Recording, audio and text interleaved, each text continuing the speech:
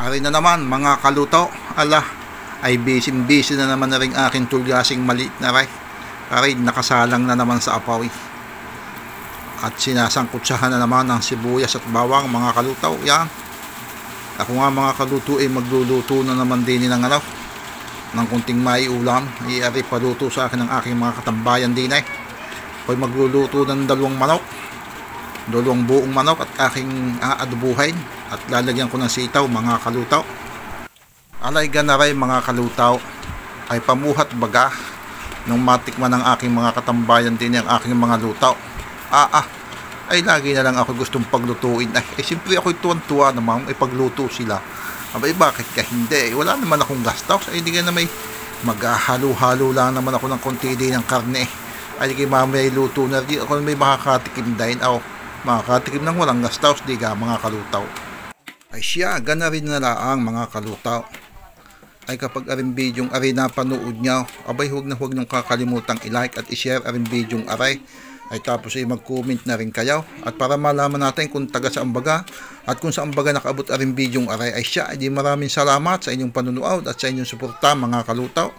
At sana isuportahan pa ninyo ang mga susunod kong gagawing mga videos mga kalutaw.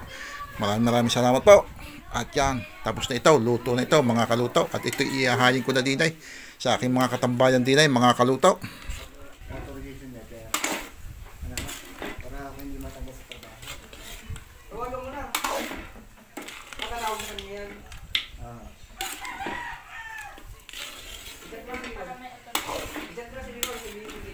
Pagkaibaan tumanggap.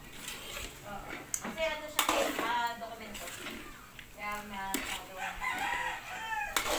dahil lang sa gayon, tatanggalin kagad sa trabaho. wow! Meron kasing nangyayari na ganyan na hindi naman sadya sa pag-ibigyan na papapunta. Nagre-reklamo ko, hindi niya dapat. Yun yun.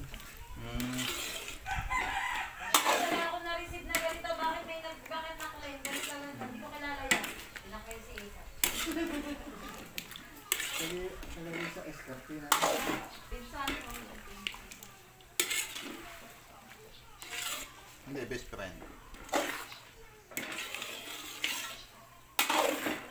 Masarap na yan? Niluluto ko lang ang harina. Walang buklan ah. Lupsak na sitaw. Pero ano na din? Pakalasa ko'y pwede na sa akin. Ngipin, iwan ko lang sa iba. Ano mo dyan? Ba't parang ilang patin yun? Ilang ito? Yan, okay na. Luto na ito. Ito lang yung natira sa akin. Meron po din